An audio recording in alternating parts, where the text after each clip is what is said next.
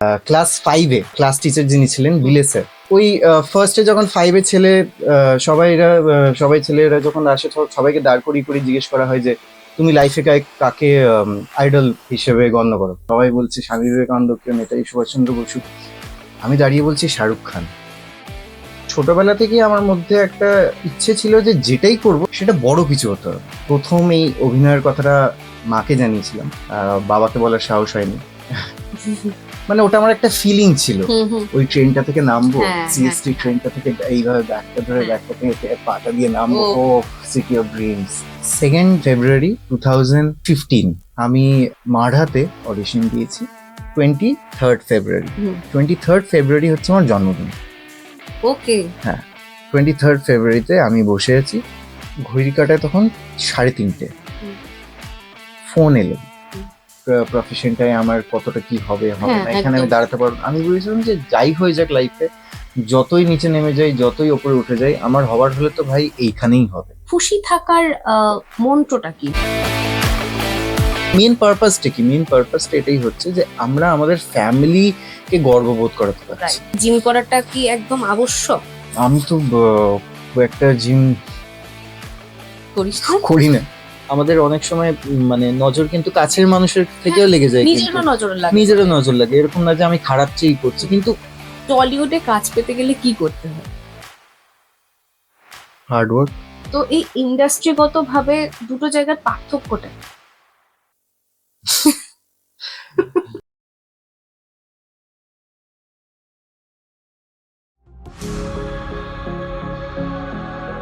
This episode is sponsored by Pilidas. Our food partner is Bonnie's Kitchen. নমস্কার, আমি Sayantani, film বিভাগের আরো একটি নতুন এপিসোডে আপনাদের সকলকে স্বাগত জানাই। মালদা থেকে মুম্বাই হয়ে কলকাতা, আপাতত না কোনো পরিব্রাজকের কথা বলছি না, বলছি যার কথা, সে আজকে আমার অতিথি। তো এটা কিভাবে সম্ভব হলো সেটা তো জানতেই হবে। পর্দায় কখনো তার অভিনয় দেখলে গা শিউরে ওঠে, আবার মনে হয় তো সেই চেনা মুখ, যেন সেই পাগল প্রেমী। তো বাস্তবে সে কেমন, সেই নিয়েই হবে আজকের এই নির্ভেজাল আড্ডা। আর সেটা জানতে হলে দেখতে হবে আজকের এই গোটা পডকাস্টটা মন দিয়ে। তো আসুন আলাপ করে নিই আজকের আমার অতিথি আদিত্য বক্সির সাথে, যার পদবিতেই রয়েছে রহস্য। আদিত্য, আমার এই ফিল্ম এবং আজকের এই নতুন পদবিতে রয়েছে রহস্য। বক্সি, ব্যোমকেশ বক্সি, আচ্ছা। বক্সি বাবু বলে তো এমনিতেও আলাপ করি, মানে ও আমার খুবই কাছের বন্ধু। তো তোকে আজকে ফর্মালি আমি এরকম একটা ইনভিটেশন দিচ্ছি। তোর মধ্যে আজকে এটা প্রথম পডকাস্ট। হ্যাঁ, এটা আমার ফার্স্ট পডকাস্ট। আর প্রথমেই জানাচ্ছি তোকে অনেক অনেক শুভকামনা এই ভেঞ্চারটার জন্য।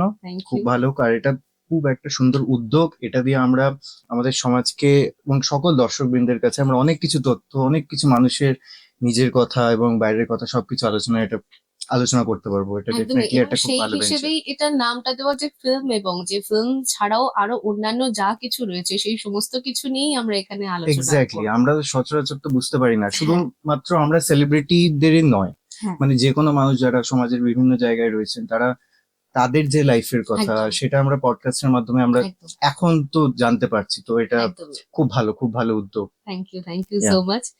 তো আজকে চল আড্ডাটা তাহলে শুরু করি। মানে এরকম আড্ডা তো আমাদের বহু হয়েছে, কিন্তু হ্যাঁ, এটা একটা আমাদের আড্ডাটা মানে দর্শকরা দেখে বুঝবে যে এটা কি কথা বলে, কত ইন্টারেস্টিং কথা হয় এদের মধ্যে।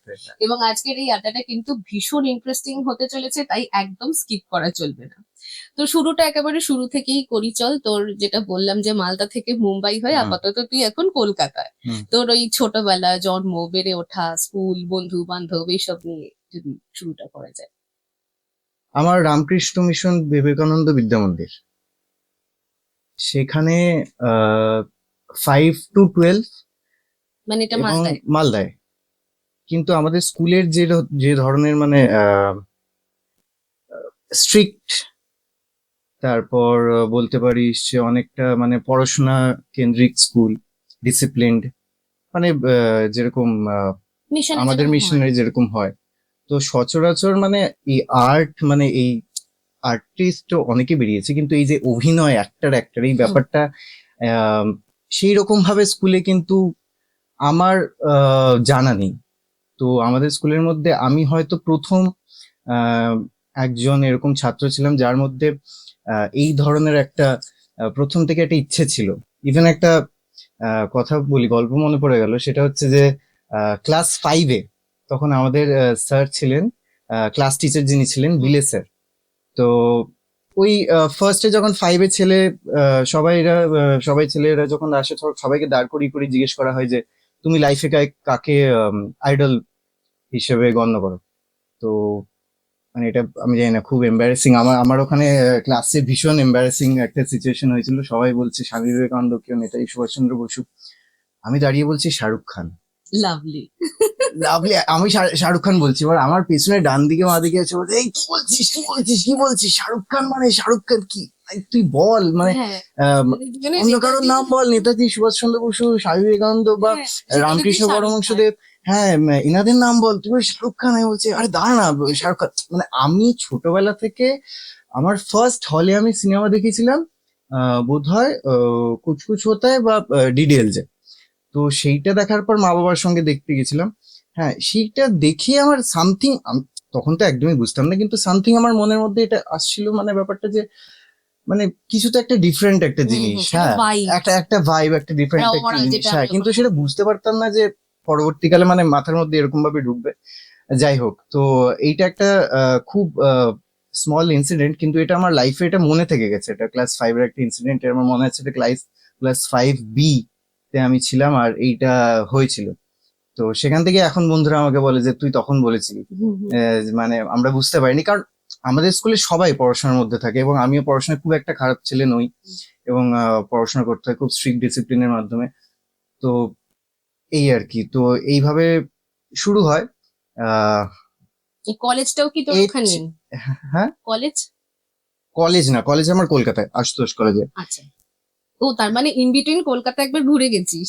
কলকাতায় অনেকবারই আসা যাওয়া হতো। হুম। কলকাতায় আসতাম মানে মা বাবা ধর যখন পুজোর সময় জামা কাপড় কেনানোর জন্য, তখন কলকাতায় এসে তখন কিছু কেনাকাটা হতো। কিন্তু এই যে অ্যাক্টিং এর কথাটা যেটা বলার, সেটা হচ্ছে যে 8 বা 9-এ তখন পড়ি, বা 9-10 এরকম পড়ি, তখন বিল্লু বারবার নামের একটা মুভি রাইট, আসে। হ্যাঁ হ্যাঁ হ্যাঁ।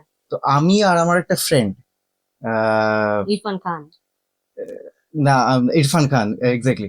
আমার ফ্রেন্ড যিনি আছেন সে, সরি, আমি আর আমার ফ্রেন্ড সিনেমা হলে সিনেমাটা দেখছি। আর আমি না সেই সময় অনেকটাই মানে ডিলেমায় ছিলাম যে কি রকমের ক্যারিয়ারে, কি ধরনের ক্যারিয়ার পার্সু করব।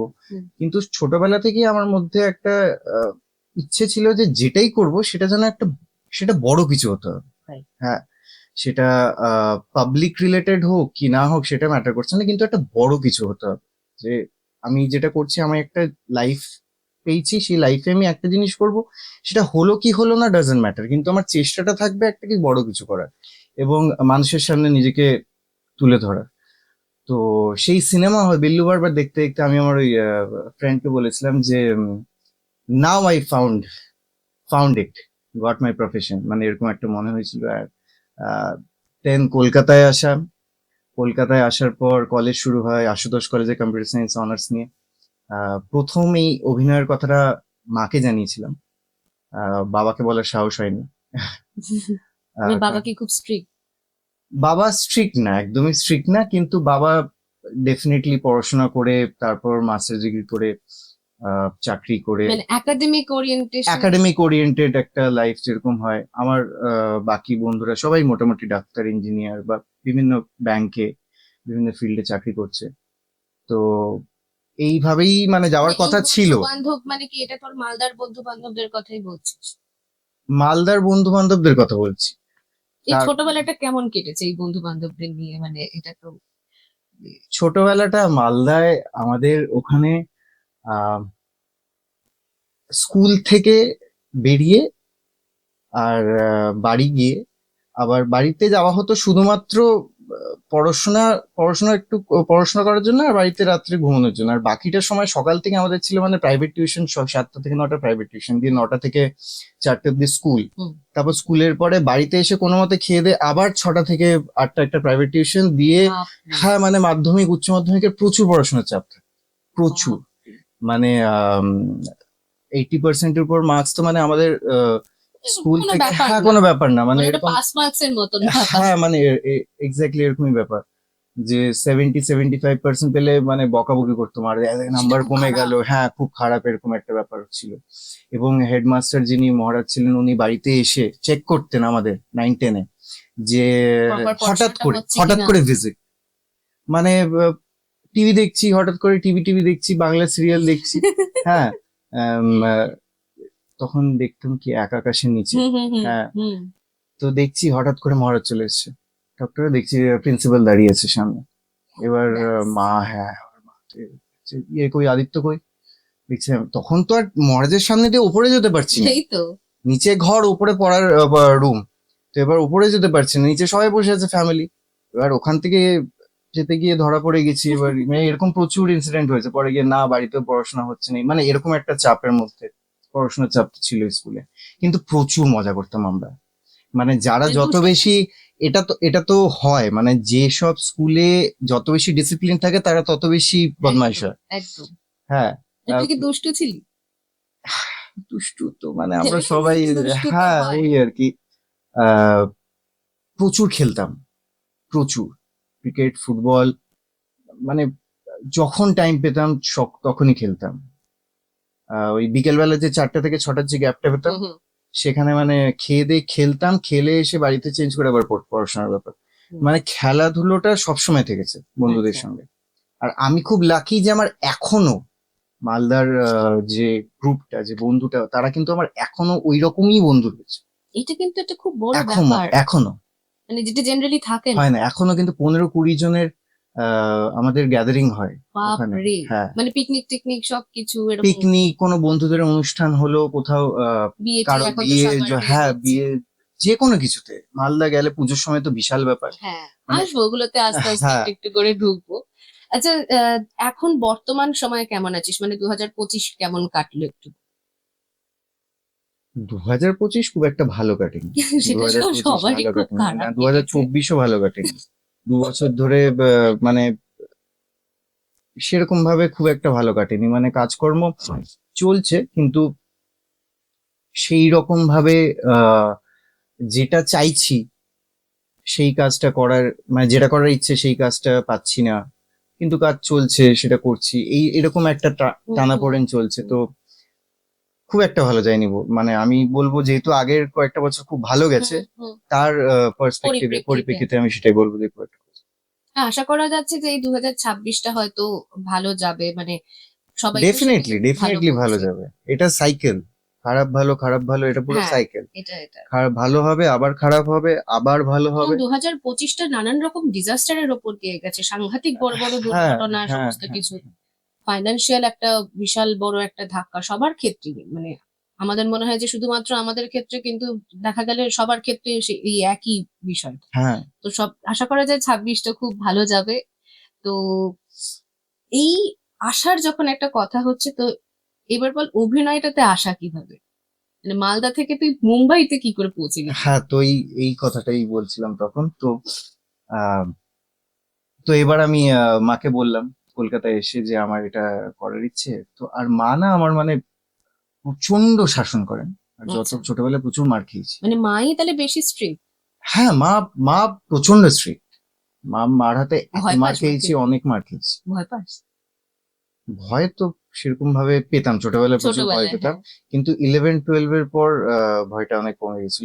11-12 আমাদের তো দুটো পাখা হ্যাঁ, গজায়। ওটা তো হ্যাঁ, বলতে হ্যাঁ, তারপর আলাদাই ডানা হ্যাঁ গজায়। হ্যাঁ ডানা গজে, তারপর ডানা গজানোর পর ভয়টা কমে গেছিল। তো তারপর যখন মালদা ছেড়ে কলকাতা চলে এলাম, এবার কি হয়, ছেলেমেয়েরা যখন চলে আসে বাড়ি থেকে তখন মারার সেটাই। সেই ওই ওই ছোটবেলার, আগলটা তো থাকে না। হ্যাঁ তখন যে মিস করে ছেলে মেয়েদের এত, সেটাই। তখন আর ওই শাসনটা থাকে শাসন ব্যাপারটা থাকে না, রাইট। ওই বকা ব্যাপারটা থাকে না, কিন্তু তাও তখন কনসার্ন যে তখন ঠিকঠাক খেলো কনসার্ন, কিনা, হ্যাঁ তখন শরীর খারাপ হলো দিনে কিনা। 5বার করে ফোন, হ্যাঁ সকালে একবার ফোন, দুপুরে একবার হ্যাঁ, ফোন, রাতে বিকেলে খেলি একবার কিনা ফোন। ঠিকঠাক, কোথায় আছিস। হ্যাঁ, তো এবার মা জানতো, যাই হোক, যে এটা হতো, তো আমি বাবাকে বলেছিলাম। এবার বাবাকে বলেছিলাম, বাবা বলছে এটা কি করে সম্ভব, এটা হতে পারে কি, কারণ আমার চেনা জানার মধ্যে কেউ নেই যারা এই ফিল্ডে মানে আছে, তোর পরিবারেও কেউ না নেই? কেউ নেই, মানে কোথাও কোনো রকম ভাবে কেউ নেই। এটা একটা অলৌকিক, একটা মানে একটা অবাস্তব স্বপ্ন। যাই হোক, তো সেই সময়, আর সেই সময় তো ইনস্টাগ্রাম, আর সেই সময় এই এত সবকিছু কিছু চল ছিল ছিলই না। না, তা 12-13 সময় এতটা কিছু না, ছিল না, না যে কন্টেন্ট ক্রিয়েশন বা Facebook কিছু তো করে, তখন ফেসবুকও শুরু হ্যাঁ। হয়েছিল। তো তখন কোন রকম ওয়ে আউটটা ছিল না হুম, ঢোকার। তো যাই হোক, বাবাকে বলা হলো, তো মা আমাকে বললো যে তুই একটা কাজ কর, তুই কলকাতায় পড়াশোনাটা কর ভালো করে, সেটা করে অনার্সটা করে তুই কোথায় করতে চাস। আমি বলছি বোম্বেতে। আমি বলছি তোর মাথা খারাপ, তুই বোম্বেতে যাবি অ্যাক্টিং করতে, তুই হিন্দি জানিস?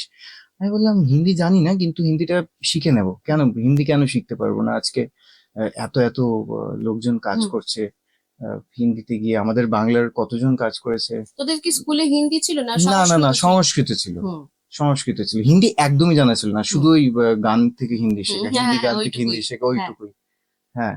তো আমি বললাম কেন এইভাবে, না আমি যাবো না। মানে জেদ, বিশাল জেদ, হুম, বাড়িতে ঝগড়া, বাবার সাথে খুব ঝগড়া, বাবা বলছে না এবার হবে না। হুম, হ্যাঁ, এবার এরকম হয় নাকি? আমি বললাম তুমি আমাকে, ঠিক আছে। তো মা আমাকে প্ল্যান দিল।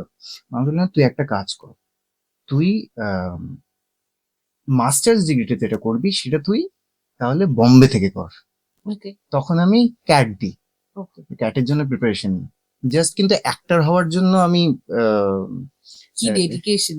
ডেডিকেশন না, এটা মানে একটা সিট নষ্ট করা। এটা আমার পরে আমি রিয়েলাইজ করেছি, যারা হ্যাঁ, সেটাও ঠিক। প্রচুর ছেলে মেয়েরা যারা এক্স্যাক্টলি যারা ওই প্রফেশনটাতে পার্সু করতে চায়, তাদের একটা সিট নষ্ট করা। আমি যাই হোক, হ্যাঁ, কি- যেটা হবার সেটা হবে। যেটা হওয়ার সেটা হবেই। তো এইবার পরীক্ষাটা দিই, পরীক্ষায় পাশ করি, ইন্টারভিউ হয়, দিয়ে বোম্বেতে চলে যাই। এবার বোম্বেতে যে আইটিএম নাভি মুম্বাইয়ে আমি চান্স পাই, ওকে, সেইখানে ভর্তিও হই। ওকে। ভর্তি হয়ে তারপর আহ, মা বাবাকে বললাম যে আমি একা যাব। মানে ওটা আমার একটা ফিলিং ছিল, হুম, হুম। ওই ট্রেনটা থেকে নামবো, হ্যাঁ, হ্যাঁ, সিএসটি হ্যাঁ, ট্রেনটা থেকে এইভাবে ব্যাগটা ধরে, হ্যাঁ। ব্যাগটা থেকে পাটা দিয়ে নামবো, ও, ও সিটি অফ ড্রিমস, এরকম একটা হয় না, এটা থাকে, থাকে। একটা ছোটবেলাতে একদম। হয়, হ্যাঁ। স্বপ্নও কা শহর। হ্যাঁ, একটা ব্যাগ নিয়ে একটা ছেলে একদম, এসছে মালদা থেকে, 10,000 একদম। টাকা পকেটে ফিল্মি, করে, একটা ফিল্মি পুরো ব্যাপারটাই। একদম। যাই হোক, তারপর ব্যাপারটা ফিল্মের থেকে যখন বাস্তব এলো তখন বুঝলাম যে একদমই ফিল্মি না। হ্যাঁ। আম, তো যাই হোক, তো গেলাম, গিয়ে ফার্স্ট ডে তো কলেজে অ্যাডমিশন নিলাম, সবকিছু করলাম। তো কলেজটা থেকে যে অ্যাক্টিং এর যে ওখানকার যে অডিশন বা যে পুরো সেক্টরটা, আন্ধেরি, গোরেগাঁও, হুম, হুম। জুহু, বান্দ্রা, এই জায়গাগুলো অনেকটা দূরে নভি মুম্বাই থেকে। ওকে। তো আহ, তো আমি বাড়িতে বললাম যে দেখো আমার ওখানে একটা অ্যাক্টিং এমনি ক্র্যাশ কোর্স এরকম টাইপের হয়, কিন্তু অনেক অনেক কস্টলি। হুম, তো সেটা তো অ্যাফোর্ড করতে পারবো না। তো কি করি, আমি তখন অডিশনে যেতে থাকলাম, ওকে, নর্মাল অডিশনে। ওকে। কিন্তু কলেজ থেকে ওই অডিশনটাই যেতে আমার অনেকটা টাইম লাগে। তুই কি কলকাতায় থাকতে অডিশন দিতিস? না, আমি এখানে একদমই কোনো ট্রাই করিনি। যেটা সব মুম্বাইতে? হ্যাঁ, মানে এখানে জাস্ট আমি কলেজে পড়াশোনা করে বোম্বে চলে গেছি। ওকে। এখানে আমি অভিনয়ের সঙ্গে আমার মানে, কোনো সংসর্গ না আমি ছিল না? থিয়েটারও করিনি। ওকে। হ্যাঁ, থিয়েটার আমি স্কুলে করেছিলাম ছোটবেলায়। আচ্ছা। ও হিরণ্যকশিপু, হ্যাঁ, হ্যাঁ, হ্যাঁ, হিরণ্যকশিপুর একটা হ্যাঁ, ইয়ে হ্যাঁ, রয়েছে, হ্যাঁ, হ্যাঁ। ওই একটা প্লে, নরসিংহের যেটা। নরসিংহের যে প্লেটা, হুম, সেইখানে আম, একটা সন্ন্যাসী এসে যে বলে, একটা গল্পে একটা এরকম আছে, একটা সন্ন্যাসী এসে বলে যে ওকে মারতে হলে এইভাবেই মারতে হ্যাঁ, হবে, হ্যাঁ, এরকম হ্যাঁ, একটা হ্যাঁ, কিছু, হ্যাঁ, একটা এরকম ব্যাপার হ্যাঁ, আছে। হ্যাঁ, তো ওই সন্ন্যাসীটা আমি সেরেছিলাম, আচ্ছা। সেখানে আমি সেকেন্ড প্রাইজ পেয়েছিলাম। বাহ! হ্যাঁ হ্যাঁ, ছোটবেলায় তো ভাবলাম যে স্কুলে করছি তো এমনি প্রাইজ দিয়ে দিয়েছে, হ্যাঁ। ওরকম একটা, হ্যাঁ। এটা একটা ভালো যুক্তি, হ্যাঁ। হ্যাঁ, তো এইবার গেছি তো বোম্বেতে গিয়ে বললাম যে মাকে বললাম, ওদিকে বাবা কিন্তু প্রচন্ড রেগে, না তুই এখনো চেষ্টা করছিস। কিন্তু দেখলাম একটু নরম হয়ে গেছে, যেহেতু পড়াশোনাটা করছি সাথে সাথে, তার জন্য একটু নরম হয়েছে। কিন্তু অনেকটা ট্রাভেল করে অডিশন গুলোতে যেতে হতো, মানে লোকালে করে আসো আন্ধেরিতে, আন্ধেরি থেকে অটো, হুম। এরকম করে। তারপর অডিশনে যে অডিশনে গেলাম, অডিশনে গিয়ে দেখছি যা বাবা, এ তো বলতেই পারছি না হিন্দি। হুম। ভাবলাম মানে গানগুলো তো স্ক্রিপ্ট কি হিন্দিতে লেখা থাকতো?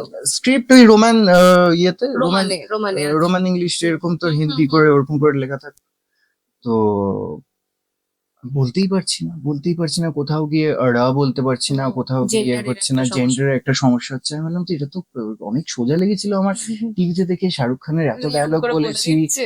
হ্যাঁ, অক্ষয় কুমারের এত মজা করেছি, এত হ্যাঁ। আমরা ইয়ে করেছি, তা কেন হচ্ছে না?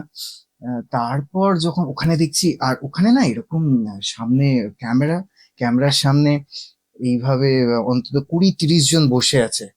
হ্যাঁ, এবার আমাকে অডিশনে ডেকেছে, আমি সামনে গিয়ে এবার অডিশনে যাওয়ার তো পুরো পা পুরো কাঁপছে। হ্যাঁ, লোকজন এভাবে সামনে দেয়, বলছে বলো বলো বলো ক্যা হ্যায়, নাম বাতাও। আহ,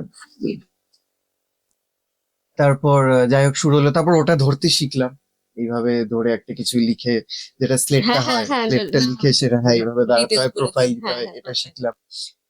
তারপর অডিশন দিচ্ছি, কিন্তু হিন্দিটায় প্রচুর সমস্যা হচ্ছিল, হিন্দিটা বলতেই পারছি না। আহ, সেইখানে একটা অডিশনে আমার একটা বন্ধু ছিল, তার নাম হচ্ছে প্রণব চন্দ্রাকর। Okay. তার সঙ্গে আমার দেখা হয়, সে আমাকে বলে যে तुझे हिंदी सीखनी है तो तू चल मेरे साथ। हिंदी सीखनी है, हिंदी सीखनी है सीखना नहीं। ना, हिंदी सीखनी ओके। तो तू चल मेरे साथ। তো আমি বললাম যে কোথায়? ও বললো যে একটা আন্ডারগ্রাউন্ড একটা থিয়েটারের গ্রুপ আছে, ওখানে আন্ডারগ্রাউন্ড ওটা প্র্যাকটিস হয়, তো সেখানে গিয়ে তুই হিন্দিটা শিখতে পারিস। আমি বললাম আমাকে নেবে ওখানে? বললো তুই চ না আমার সাথে। তো গেলাম। তো তুই বিশ্বাস করবি না, একটা মল, হ্যাঁ একটা মল টাইপের জায়গা, দোকানপাট ওপরে আছে, তার নিচে আন্ডারগ্রাউন্ডে একটা পুরো থিয়েটার অ্যাক্টিভিটিস, লোকজন চিৎকার করে এটা কি প্র্যাকটিস পৃথ্বী করছে। থিয়েটারের কথা বলছিস? না, আচ্ছা, পৃথ্বী থিয়েটার তো জুহুতে। আচ্ছা, এটা যেখানে আমি শিখেছি, আচ্ছা, আচ্ছা। ওনার নাম হচ্ছে মুজিব খান, ওকে, আইডিয়া এন্টারটেনমেন্ট। ওকে। হ্যাঁ, আইডিয়া একাডেমি, সেখান থেকেই আমার শেখা। উনি আমার অ্যাক্টিং এর গুরু, উনি আমাকে মানে হিন্দি শিখিয়েছেন, উনি আমাকে সবকিছু উনি শিখিয়েছেন, মুজিব খান স্যার। তো এইবার তো নিচে গেছি, নিচে গিয়ে দেখছি লোকজন চিৎকার করে করে প্র্যাকটিস করছে, ছেলে মেয়ে মানে এক একটা ক্যারেক্টার জোরে জোরে বলছে, আর খুব বিশাল বড় জায়গা। হ্যাঁ, মলের নিচে আন্ডারগ্রাউন্ড বিশাল বড় জায়গা। তো ব্যাপারটা ভীষণ ইন্টারেস্টিং, মানে আমি ওটা মানে দেখলে বুঝতে পারবি, চোখের সামনে মানে ভীষণ, মানে এক লোকজন একজন এক খাচ্ছে, একটা এক একজন এক একটা performance করছে। পারফরমেন্স করছে, গ্রুপ করছে, কেউ ডায়লগ করছে, কেউ কাউকে মনোলগ বলছে। কেউ ডিকশনে প্র্যাকটিস করছে। তো মানে ব্যাপারটা হলো ও ওয়াও, মানে এরকম একটা ভাইব। একটা ভাইব, ওই ব্যাপারটা এনার্জিটা ওরকম। তো আমি জিজ্ঞেস করলাম ওনাকে যে স্যার আমি জয়েন করতে চাই। তো স্যার বলে যে তুমি हिंदी बोलनी आती है? नहीं। हिंदी लिखना आता है? नहीं। तो क्या पढ़ भी नहीं सकते हो ना? नहीं। तो क्या क्यों कैसे यहाँ आए करोगे? हो? क्या करोगे यहाँ पे? आपका यहाँ पे कुछ नहीं हो सकता है, या मतलब आप जाओ बंगाल में ट्राई करो, ऐसे तो मतलब यहाँ पे मतलब सर प्लीज बहुत सर आते हैं। प्लीज सर, हाँ यहाँ पे बहुत टफ हो जाएगा। স্যার আমাকে এইভাবে বুঝিয়েছিলেন যে এখানে করতে গেলে তোকে প্রথমে শিখতে হবে, তারপর তুই করবি। রাইট। আমি বললাম স্যার তো এই জন্য আপনার অনেকটা সময় অনেকটা সময় চলে যাবে। আর স্যার একটু ওইভাবে বলে প্রথমে আমাকে টেস্ট করার চেষ্টা করছিল, যে একে প্রথমে একটু আমি, হ্যাঁ যে একে আমি বলি যে না না এখানে কিছু হবে না, যে আমি কতটা এন্থুনিয়া স্যারকে বলি যে না হবেই বা এরকম কিছু। তো আমি স্যার করলাম না স্যার প্লিজ আপনি আমাকে আপনার আন্ডারে শেখান, আমি আমার নিজের 100% देबो। तो बोले, ठीक है जाओ देवनागरी स्क्रिप्ट लेके आओ खरीद के, और रोज सुबह उठ के वो पढ़ना। তো আমি বললাম ঠিক আছে। আমি গিয়ে মানে যেটা বাচ্চাদের ক খ গ ঘ আমাদের পড়ায়, সেটা হিন্দির যে ক খ গ ঘ, তো সেটা আমি কিনলাম, কিনে সকাল থেকে পড়তে শুরু করলাম। দিয়ে স্যার আমাকে প্লেজ দিলেন আস্তে আস্তে আস্তে, যেটা সূত্রধার বাংলায়, যেটা আমরা সূত্রধার যে ক্যারেক্টারটা, যেটা নাটক প্লেটা যে নারেট করে, তো সেই জিনিসগুলো দিয়ে আস্তে আস্তে হিন্দিটা ভালো হলো। দিয়ে ওখান থেকে অভিনয়ের জার্নিটা আমার শুরু হলো। ইন ফ্রন্ট অফ ক্যামেরা মানে শুরু হয়নি, কিন্তু থিয়েটার স্টেজে আমার শুরু হলো। মুন্সি প্রেমচন্দ, মান্টো, দিনকর সাহাব, প্রচুর আমরা প্রচুর প্লে করেছি। আহমেদাবাদ, ব্যাঙ্গালোর, বম্বের মহারাষ্ট্রের প্রচুর জায়গায়, জলগাঁও, অমরাবতী, রাজস্থান, আলওয়ার, দিল্লি। মানে তুই তখন ফুল অন পুরো থিয়েটার, এটা পুরো করছিস। থিয়েটার। এটা কোন সালের কথা? তো এটা হচ্ছে 2014। ওকে। 2014 আহ, তারপর আলিগড় ইউনিভার্সিটি। হুম। তো সব জায়গায় গিয়ে প্লে করতাম। কাফান নামে একটা খুব ভালো প্লে ছিল, হুম। মুন্সি প্রেমচন্দের। হুম। সেই কাফানে অসাধারণ গল্প। তো ওখানে একটা ইনসিডেন্ট হয়েছিল, আমাদের এরকম লোকজনের সামনে গিয়ে আমার যে ক্যারেক্টারটা ও এইভাবে পয়সা চায়। নিজের বউ মারা গেছে, হুম। তো তার কাফন দেওয়ার জন্য ওর পয়সা তুলতে হবে। ওকে। তো এতটাই গরিব যে বাবার ছেলে মিলে কাফনের ভিক্ষা করে কাফনের পয়সাটা চাইছে লোকজনের কাছে। তো আমরা যখন লোকজনের কাছে চাইতাম, লোকজনরা কিন্তু সত্যি সত্যি পয়সাটা দিয়ে দিত। বাহ।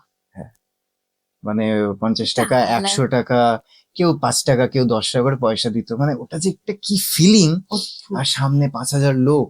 হ্যাঁ, শীত, গ্রীষ্ম, বর্ষা সব জায়গায় নুক্কার নাটক করেছি, রাস্তায়, হুম। স্টেশনে। হুম।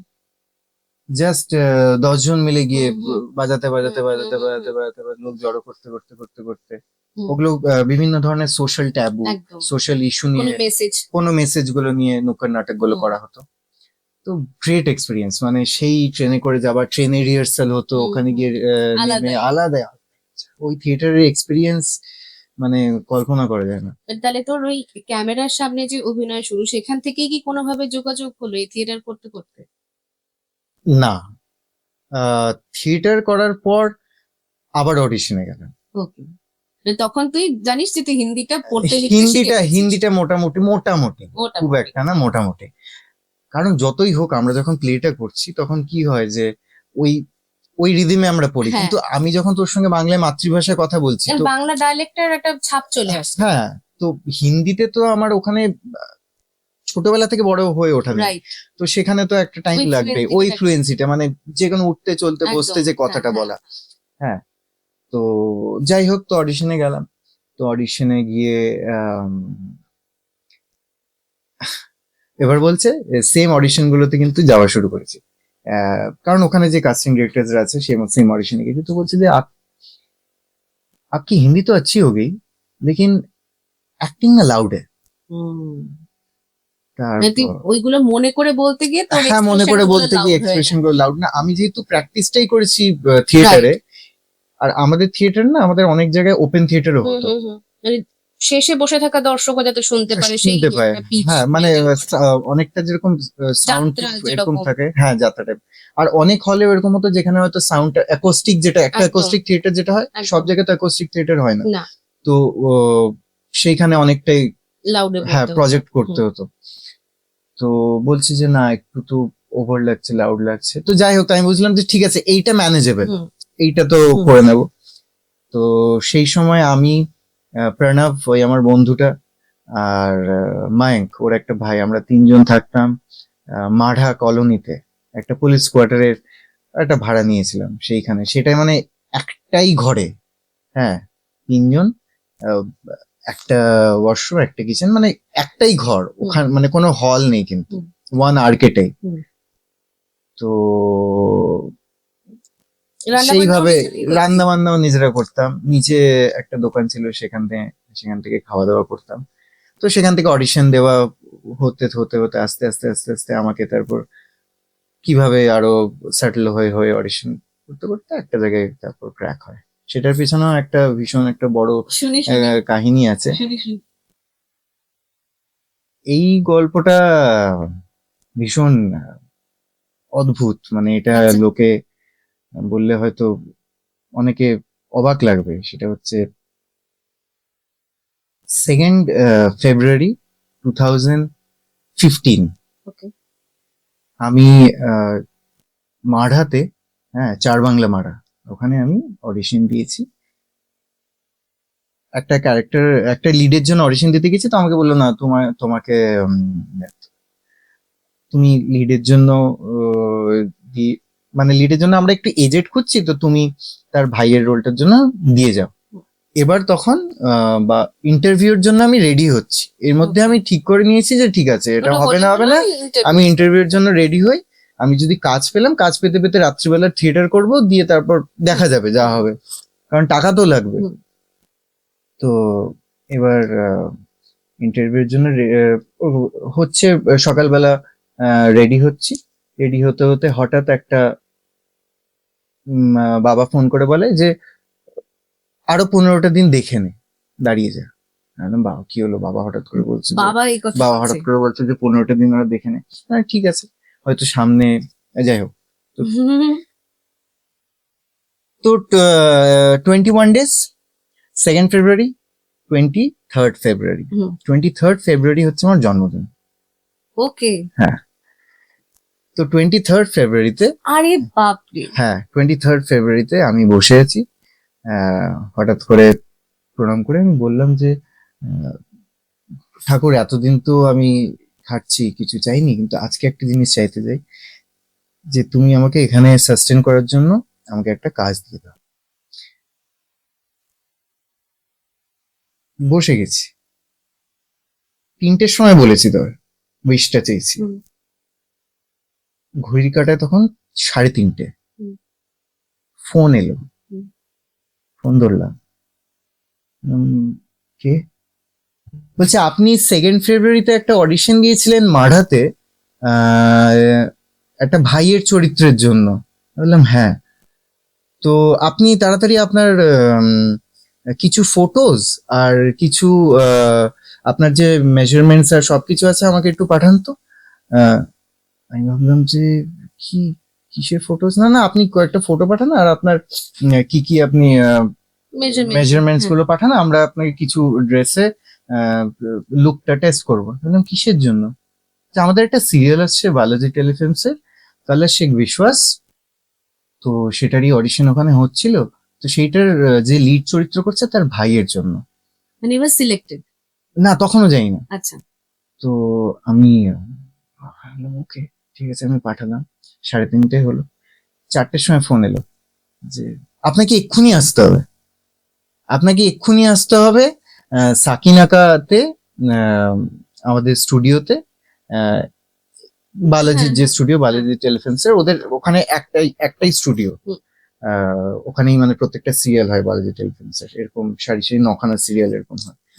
তো আমি গেছি, আমি সঙ্গে সঙ্গে গেলাম সাকিনাকাতে, গিয়ে ঢুকছি, ঢুকেই সামনে দেখছি মানে এরকম ক্যামেরা, লাইটস, মানে লোক, মানে 9খানা সিরিয়াল শুট হচ্ছে, বিশাল বড় জায়গা, বিশাল বড় 9খানা সেট, মানে ট্রেন এদিকে, হ্যাঁ এখান থেকে ভ্যানিটি পর ভ্যানিটি দাঁড়িয়ে আছে।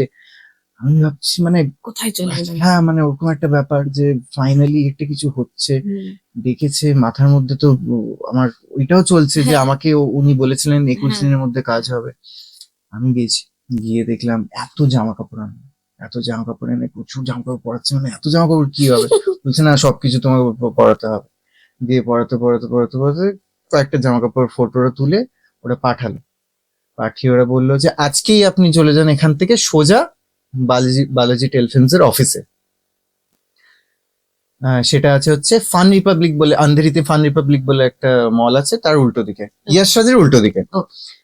তো সেখান থেকে মানে এগুলো জাস্ট হয়ে যাচ্ছে ফ্লোতে, ঠিক আছে, র্যান্ডম হচ্ছে, মানে আমি ভাবছি এখন জাস্ট মানে অ্যাকচুয়ালি থট প্রসেসটাও তো হ্যাঁ মানে যেটা যা বলছে জাস্ট চলছে, করে যাচ্ছি। দিয়ে ওখান থেকে অটো নিয়ে সোজা ফান রিপাবলিক এলাম, ফান রিপাবলিক নিয়ে দেখছি উল্টো দিকে ইয়াশরাজের স্টুডিও বন্ধ, ঢুকতে দেবেন। হ্যাঁ, তো বালাজি টেলিফিল্মসে ঢুকলাম, ঢুকে সামনে একটা মন্দির, দিয়ে বললাম, ও আমাকে বলেছিল যে গিয়ে 4th ফ্লোরে যাবে। কেন?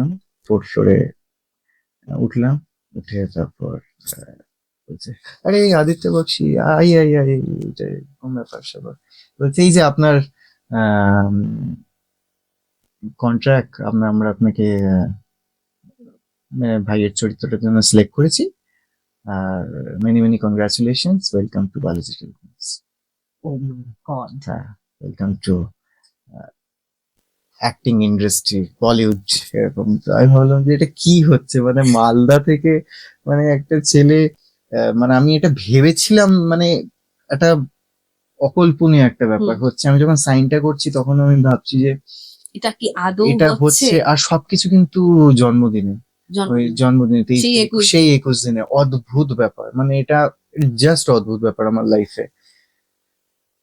তো এইভাবে তারপর হচ্ছে। পুজোটা দিয়েছিলি যেটা বলেছিল যে সাদা কাপড় হুম হুম হুম হুম। দিয়েছিলি? হ্যাঁ সেটা দিয়েছিলাম, সেটা আমি অনেকদিন পরে দিয়েছিলাম, কারণ ওইটাই হয় না, যখন আমাদের কাছে প্রবলেম থাকে পেন তখন যাওয়ার আমরা পর ভগবানের কাছে, ভগবান Right. প্রবলেমটাকে ঠিক করে দাও, কিন্তু যখন প্রবলেম সলভ হয়ে যায় তখন তখন আমরা ভগবানের ভুলে কাছে ও যাই। যাই মজা করি। সেই তো যাই হোক, তখন ওখান থেকে আমার জার্নি শুরু 2015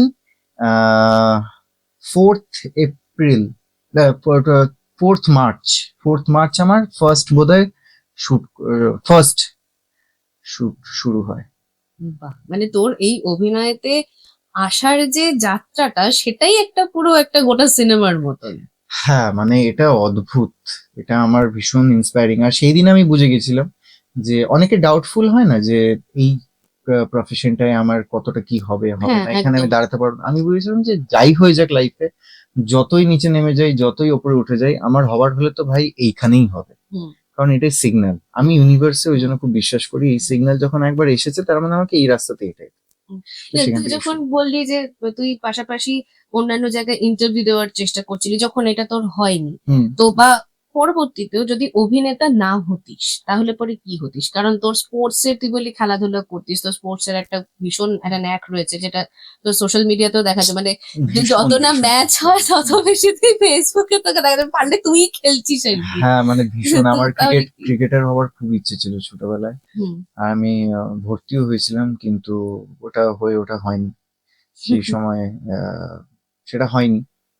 কিন্তু যাই হোক, যেটা হয়েছে খুব ভালো হয়েছে। আর যদি আমি অ্যাক্টিং এ না থাকতাম, তাহলে আমার মনে হয় আমি কম্পিউটার সায়েন্স নিয়ে চাকরি করতাম, কোনো একটা সফটওয়্যার কোম্পানিতে চাকরি করতাম। বাহ। আচ্ছা, এই যে আমার কোডিং খুব ভালো লাগে। ওকে, হ্যাঁ আমার কোডিং মানে কম্পিউটার কোডিং খুব ভালো লাগে। তো সেখানে সেটা নিয়েও আমি থাকতে পারতাম, আমার কোনো মানে অসুবিধা হতো না। যেটা নিয়েই মানুষ থাকুক না কেন সেইটাতে ভালো থাকাটা হচ্ছে ইম্পর্টেন্ট, রাইট? এক্স্যাক্টলি। তো এই জীবনে ভালো থাকাটা এরকম আকছারই দেখা যায়, এবং বেশিরভাগ মানুষের ক্ষেত্রে এটা হয় যে প্রত্যেকে যে তার নিজস্ব জীবন যেটা রয়েছে সেই জীবনে আম খুশি নয়। তো সেই খুশি থাকার মন্ত্রটা কি মানুষের জীবনে, যে মানুষ খুশি থাকবে? খুশি থাকার মন্ত্রটা হচ্ছে, ওইভাবে কখনোই কেউ জোর করে হ্যাপি হওয়া যায় না। মানে আমরা এখানে প্রচুর আমরা কোড দেখতে পাই যে তুমি হ্যাপি হওয়ার চেষ্টা করো, পজিটিভ থাকার চেষ্টা করো। হুম হুম। ওভাবে জোর করে হয় না। আমার লাইফে প্রবলেম আছে, আমি কি করে হ্যাপি থাকবো? ওভাবে ওটাই তো, বললে হ্যাঁ। ওটা দুম করে হয় না। কিন্তু আমাদের তখন ব্রেনটাকে না, আমাদের তখন একটু হ্যাক করতে হয়, আমাদের তখন বোঝাতে হয় যে দেখো, Channelize যে করতে হয়। চ্যানেলাইজ করতে হয় কম্প্যারিজনের মাধ্যমে। দেখো যে তুমি যে পজিশনে আছো তার থেকেও কিন্তু অনেক খারাপ খারাপ পজিশনে অনেক মানুষ আছে। তুমি যদি তার সঙ্গে কম্পেয়ার করো নিজেকে, তুমি কিন্তু অনেক ভালো পজিশনে আছো। রাইট অনেক বাচ্চারা খেতে পারছে না, রাইট। এই শীতের সময় মানুষের গায়ে বস্ত্র নেই, একদম। পায়ে চটি নেই, একদম। রাস্তায় মানুষজন কিভাবে থাকছে। তাই তো। তো যখন আমরা কম্পেয়ার করছি, আচ্ছা আমরা এইভাবে প্রিভিলেজ যে আমরা জন্ম নিয়েছি, যেখানে আমাদের মা বাবারা আমরা ভালো আমাদের পড়াশোনা ভালো পেয়েছি। পড়াশোনা পেয়েছি, ভালোভাবে খেতে পারছি, এখনো পেটের ভাতটা চলে আসছে। তো সেই সেই জিনিস, ছোট ছোট জিনিসগুলোতে যদি আমরা হ্যাপি হতে পারি, তখন ওই ব্যাপারটা মাইন্ডটা মানে এটা রিল্যাক্সড একটা হয়। প্র্যাকটিস। এটা একটা প্র্যাকটিস। তো এই প্র্যাকটিসটাকেই মানে আমার মনে হয় যে সিম্পল জিনিসগুলোকে এনজয় করতে হবে লাইফে। চেরিশ কারণ হ্যাঁ, কারণ সিম্পল জিনিসগুলোই হচ্ছে লাইফের মেন। একদম। মানে আমরা এই অভিনয় করে বা সাকসেসফুল হয়ে আমাদের কি হবে? এই যে এত বাড়ি গাড়ি কিনে কোনো লাভ আছে? মানে তুই ঘুরলি, ধর তোর বেস্ট, তোর যে তোর ফেভারিট কারটা নিয়ে তুই একদিন বেরোলি, সেটা নিয়ে তুই একটা এনজয় হবে, তুই গুড ফিল করবি, তুই তোর প্রথম প্রচুর প্রথম লোকজন তোমার প্রথম প্রথম, কিন্তু একটা সময় সেই জিনিসটা শেষ হয়ে যাবে। একদম। মেন পারপাসটা কি? মেন পারপাসটা এটাই হচ্ছে যে আমরা আমাদের ফ্যামিলিকে গর্ববোধ করাতে পারছি। রাইট। আমি নিজের কাছে আমি সৎ নিজেকে থাকতে পারছি নিজেকে না। গর্ববোধ করাতে পারছি নিজের জন্য, যে আচ্ছা আমি একটা কাজ করেছি, এত লোকজন আমাকে ভালোবাসছে, আমার কাজটাকে দেখে তারা এনজয় করলো। হ্যাঁ, সেই জিনিসটা থেকে আমরা অনেকটা মানে হ্যাপিনেসটা কিন্তু সেটারই মেন। একদম। আজকে যে এত বড় বড় সেলিব্রিটি স্টার, মানে সৌরভ গাঙ্গুলিও বলেছিল দাদাগিরিতে, আমার মনে আছে, আহ, যে যাই হয়ে যাক জীবনে, যখন ওই কভার ড্রাইভটা আমি মারি, সেই আর যখন ইডেনে কভার ড্রাইভটা মারি, আর ইডেনের দর্শক যখন চিৎকার করে আহ, দাদা দাদা করে, ওর একদম। থেকে বেস্ট ফিলিং কিন্তু কিছু নেই। True. কোনো কোটি টাকার পয়সা এনে দিলেও ওই ফিলিংটার উপরে কিন্তু কিছু যাবে না। True. তো আমার মনে হয় ওটাই বেস্ট ফিলিং। আচ্ছা, এই অভিনয় করার জন্য নিজের শরীরটাকে ঠিক রাখাটা একটা খুব বড় একটা জিনিস, নিজেকে প্রেজেন্টেবল রাখাটা। তো তোর কি মনে হয়, মানে একজন অভিনেতা যে হতে চাইছে তার কি করা উচিত? মানে সেক্ষেত্রে কি জিম করাটা কি একদম আবশ্যক? আমি তো খুব একটা জিম করিস না? করি না, তো আমি সেভাবে ফটোগুলো, স্টোরি গুলো কে আপলোড করে? স্টোরি যেদিন যেদিন জিমে যাই সেদিন সেদিন স্টোরি দিই। আমার মনে হয় যে ফিট থাকলেই হবে, কারণ আমার জিমে গিয়ে এটা মনে হয়েছে সামহাউ না শরীরটা খুব না না, জিমে গেলে বডি তো ভীষণ সুন্দর দেখতে হয়, বডি একটা স্ট্রাকচার হয়, কিন্তু কোথাও আমার মনে হয় ফ্লেক্সিবিলিটি কমে যায়। ওই জন্য হয়তো স্ট্রেচিং আর অ্যাক্রোব্যাটস এগুলো করা উচিত, যোগা করা উচিত তার সাথে সাথে। কিন্তু কেউ যদি জিমে না গিয়েও যদি শুধুমাত্র ফিটনেস এর জন্য যোগা বা নর্মাল রানিং আর ফ্রি হ্যান্ড আর বডি এক্সারসাইজ, তুমি যদি ওয়েট ট্রেন নাও করো, তুমি বাড়িতে পুশ আপ করো, পুল আপ করো, আর স্ট্রেচিংটা হচ্ছে সব থেকে বেশি ইম্পর্টেন্ট, সব থেকে বেশি ইম্পর্টেন্ট, স্পেশালি ফর অ্যাক্টরস। আমাদের বডি যত ফ্লেক্সিবল থাকবে তত আমরা কম আড়ষ্ট থাকবো স্ক্রিনের সামনে, তো মাসেল মুভমেন্টটা তত প্রমিনেন্ট হবে। তো আমার সেটাই মনে হয় যে বেস্ট, যে যতটা ফ্রি হ্যান্ড এক্সারসাইজ করা যাবে ততটাই, আর সেটা না নর্মাল লাগে, কারণ নর্মাল লাগলেই প্রত্যেকটা নর্মাল চরিত্র করা যাবে। সবসময় বডি বিল্ডিং হয়ে গেলে সবকটা চরিত্রে মানানো যায় না। একদমই তাই। এটা নিয়ে আমাদের একটা আলোচনাও হয়েছিল, যাই হোক তুই আলটিমেটলি সেইখানে কনক্লুড করলি। যাই হোক না, আমি আরেকটু জানতে চাইবো যে তোর জন্ম মালদাতে। মালদা এমন একটা জায়গা যেটা ঐতিহাসিক ভৌগোলিক ভাবে ভীষণ প্রসিদ্ধ, তো সেখানে নানান রকমের জায়গা রয়েছে। তো ছোটবেলায় কি বাইক ফাইক নিয়ে ঘুরতে যেতিস সেই সমস্ত জায়গা, নাকি বাবা মার সাথে গেছিস, বা এরকম কোনো বাবা মজার মার সাথেও ঘটনা? গেছি, বাইক নিয়েও গেছি। কোনো মজার ঘটনা মনে পড়ে কি ওখানে খুব বদমাইশি করেছিস, ধরা সব পড়া? জায়গাতে বদমাইশি করেছি। বল দেখি এটা ছোট কিছু ঘটনা। সেরকম ভাবে মানে মালদায় বদমাইশি করা বলতে ওই স্কুলের আমরা বন্ধুরা মিলে যা যা করতাম, যা হয় ছোটবেলায়,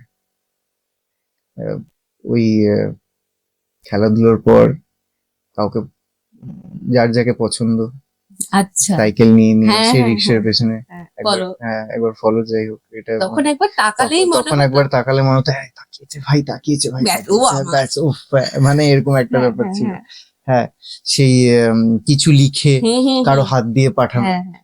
তো এইসব ছিল। মানে প্রথম প্রেম মালদাতেই? না না না না, আচ্ছা, প্রথম প্রেম মালদায় না, মালদায় কোনো প্রেম পর্বটা মালদায় নেই, প্রেম গল্প ওখানে পর্বটা শুরু হয়নি? না, পছন্দ হয়েছে, ইনফ্যাচুয়েশন, কারণ আমাকে পছন্দ হয়েছে, আমার কাউকে পছন্দ হয়েছে, সেটা ছোটবেলায় যেটা হয় ওই 11-12 এর যেরকম ডানা গজে। হ্যাঁ, আর বদমাইশি বলতে বন্ধুরা মিলে খেলাধুলোর মধ্যে প্রচুর থাকতাম, আর স্কুলে প্রচুর বদমাইশি করেছি, প্রচুর। মানে আমরা স্কুলে প্রত্যেকটা ক্লাসে আমাদের মেমরি আছে। একদিন কি হলো, আহ, একটা স্যার আমাদের একটা বন্ধুকে চড় মেরেছে। তখন আমরা হচ্ছে 11-এ, প্রচুর মার খেয়েছি, আমরা প্রচুর মার খেয়েছি, কিন্তু এমন জোরে চড় মেরেছে না, কিছু একটা হয়েছে, ও বাবা আমরা বিপ্লব করব। পুরো 3টে সেকশন বেরিয়ে গেল, বেরিয়ে গিয়ে আমরা স্কুলের সামনে দাঁড়িয়েছি, পুরো ধর্ণা পড়ে, না ক্লাস করবো না আমরা, না কেন চড় মারা হয়েছে, কি করা হয়েছে, এরকম ভাবে এই ধরনের স্কুলে বদমাইশি, তারপর খেলাধুলো এইসব নিয়ে। এই মালদার কথা বলতে আরেকটা যেটা জিনিস আমার মনে পড়ছে, সেটা হচ্ছে তোর বাড়িতে দুর্গাপুজো হয়। মানে দুর্গাপুজো মানে আমরা যেটা বুঝি যে কলকাতায় দুর্গাপুজোটা ভীষণ একটা রমরমে ব্যাপার, একটা মানে আলোর রোশনাই। তো দুর্গাপুজোতে ছোটবেলাটা তোর কেমন কাটতো? আর এখন যখন তুই মোটামুটি কলকাতাতে থাকিস, তুই কি এখন মানে প্রত্যেক বছর কি দুর্গাপুজোতে বাড়িতে যাস? প্রত্যেক বছর যাই, শুধু আমি যেতে পারিনি 2015 এর পুজোটায়, কারণ সেই সময় আমার ওই সিরিয়াল চলছিল। মানে তারপরেও সিরিয়ালের যখন চলছিল আমি ছুটি নিয়ে গেছিলাম, কিন্তু সেই প্রথম বছরটা আমি ছুটি নিতে পারিনি। সেটা মানে খুব ভালো একটা ওকেশন। হ্যাঁ হ্যাঁ, আমাদের জয়েন্ট ফ্যামিলির এটা দুর্গাপুজো, আর আমাদের বাড়ির দুর্গাপুজোটা অন্তত 80 বছর ধরে এই পুজোটা হচ্ছে ওখানে। ওকে, হ্যাঁ, 80 বছর ধরে হচ্ছে, এবং বাড়ির বড়রা প্রথমে এসে পুজো আমি মানে দাদু ঠাকুমাদের করতে দেখতাম, তারপর এখন আমার মা বাবা করেন। হ্যাঁ, আমাদের কাকা কাকি সবাই মিলে, হুম। সবাই মিলে একটা বিশাল গ্যাদারিং হয়। সে মানে বিশাল ব্যাপার, বিশাল একটা বিশাল ব্যাপার। মানে ধরো আহ, কত মোটামুটি 4 দিন, ষষ্ঠীর দিন পঞ্চমীর দিন রাত্রে চলে যায় এখান থেকে, ষষ্ঠীর দিন পৌঁছে ষষ্ঠী সপ্তমী অষ্টমী নবমী দশমী 5 দিন ওখানে মানে চুটিয়ে টানা মজা। টানা চুটিয়ে মজা। ছোটবেলায় বোনদের ভাইদের মারপিট এইসব তো হুম, চলতোই। এখন খাবার এগুলো দাবার ওখানে অনেকটা হয়। বদলে গেছে। হ্যাঁ, এখন এখন অনেকটা বদলে গেছে। এখন সবাই অ্যাটেন্ড করতে পারে না, কিন্তু ছোটবেলাটা সবাই অ্যাটেন্ড করতে প্রচুর মজা মানে করতো। তুই চেষ্টা করিস পুজোর সময়টা বাড়িতে থাকার। হ্যাঁ, কলকাতা কাটিয়েছিস পুজো কখন এমনি? কলকাতা কাটিয়েছি হচ্ছে এই 2021 থেকে, যখন আমি কলকাতায় ফিরে এলাম। তারপর থেকে আমি ষষ্ঠী সপ্তমী কলকাতায় থাকি, অষ্টমী নবমী দশমী মালদা যাই। আচ্ছা, আচ্ছা। আচ্ছা, এবার একটু অন্যরকম একটা প্রশ্ন করি। ভূতে বিশ্বাস করিস? হ্যাঁ, ভগবানে বিশ্বাস করি, যখন ভূতেও বিশ্বাস করি। তো তোর সাথে এরকম কোনো ভৌতিক ঘটনা কিছু ঘটেছে যদি একটু বলিস? মানে আমি কিছু কিছু জানি দর্শকের জন্য আর কি। মানে একটা যেটা জানি সেটা ভীষণ রোমহর্ষক একটা কাহিনী, মানে শুনলে পরে আমরা তো এটা সত্যি হয়েছে, তুই এখন এখানে সামনে সত্যিকারের আছিস, সেটা যদি বলিস না অন্য কোনো একটা যদি বলিস তো বল। কলকাতার একটা ঘটনা বলছি। কলকাতায় আমি তখন আমরা হচ্ছে সেকেন্ড ইয়ারে পড়ি। আমি, অশেষ, সোহম, আহ আরেকজন বোধহয় জুনিয়র ছিল। তো থার্ড ইয়ার ব্যাচকে আমরা ওই ফেয়ারওয়েলের জন্য কিছু একটা দিতে হয়। তো সেটার জন্য আমরা একটা ভেবেছিলাম যে তাদের একটা গ্রুপ ফটো তোলা ছিল, তো সেটা তুলে আমরা কাউকে দিয়ে সেটাকে পেইন্ট করি, মানে কোনো পেইন্টার দিয়ে পেইন্ট করি, আমরা ল্যামিনেশন করে দেব, বড় একটা এরকম। তো সেই জন্য আমি গুগলে সার্চ করি, হুম। আমরা সবাই মিলে, যে কলকাতার কোথায় এরকম আহ, খুব ভালো পেইন্টার কোথায় আছে। তো সার্চ করে যাই। আমি অ্যাড্রেসটা বলছি না এখানে। ওকে। হুম। তো বলে দিলে অনেকে সেখানে গেলে এই অভিজ্ঞতাটা তাদের হতো না। তো আমি আর আমরা 4 জন মিলে যাই। বৃষ্টি পড়ছে। ওকে। হ্যাঁ, একদম 4টে, সাড়ে 4টে বাজে ধরো। হ্যাঁ, অন্ধকার ইয়ে। তো একটা সোসাইটির মধ্যে, তো আমরা 4 জন সোসাইটিতে এন্ট্রি করব। ওয়াচম্যান আমাদের জিজ্ঞেস করে কোথায় যাচ্ছ। আমি বললাম যে এই অ্যাড্রেস, তো এনার কাছে যাচ্ছি। বলছে তোমাদের অ্যাপয়েন্টমেন্ট আছে? আমি বললাম না, অ্যাপয়েন্টমেন্ট নেই। অ্যাপয়েন্টমেন্ট দেখলাম নেটে, তাই এলাম। আহ, ওনাকে দিয়ে একটা কাজ করানোর ছিল। অ্যাপয়েন্টমেন্ট ছাড়া এখানে এসেছো, ঠিক আছে, যাও। তো অ্যাড্রেসটা এরকম ছিল, ফ্ল্যাট ফ্ল্যাটের যে ইয়েটা ছিল, ব্লকটা জে ব্লক ছিল, Okay. এবিসিডি জে, তো একদম শেষ মাথায় ছিল। যাচ্ছি যাচ্ছি যাচ্ছি যাচ্ছি যাচ্ছি, আর যত যাচ্ছি বিল্ডিংটার, মানে সবকটা বিল্ডিং নতুন, ঠিক আছে।